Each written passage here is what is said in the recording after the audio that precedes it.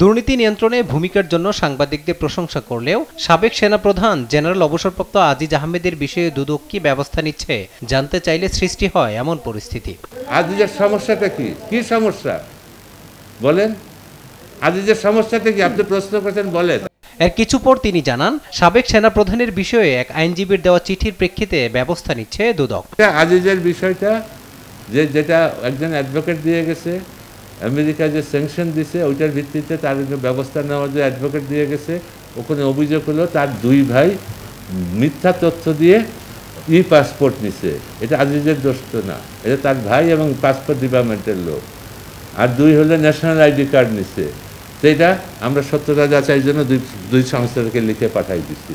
এর আগে বেনজির ও তার পরিবার কোথায় আছে, কোথা থেকে চিঠি পাঠিয়েছে এ বিষয়ে দুদক চেয়ারম্যান জানান, তার এক প্রতিনিধি দুদকে চিঠি পৌঁছে দিয়েছেন।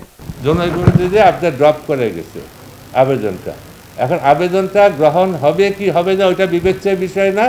আমাদের বিষয় হলো যে প্রথম তারিখে না আসলে তাকে আরেকটা সুযোগ দেওয়া যায়, শতকরা 100 জনকে, সে ওই বিবেচনায় তাকে দেওয়া হয়েছে সময়। তার আবেদনটা আমাদের বিবেচনা গ্রহণ করব কি করব না ওই ব্যাপারে আমরা এখন আলোচনায় আসি না। এ সময় সাংবাদিকদের প্রয়োজনীয় তথ্য দিয়ে সহযোগিতা করতে ঊর্ধ্বতন কর্মকর্তাদের তাগিদ দেন দুদক চেয়ারম্যান।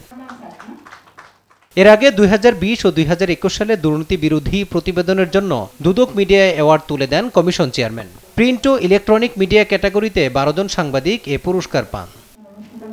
মাজহারুল ইসলাম, দেশ টিভি, ঢাকা।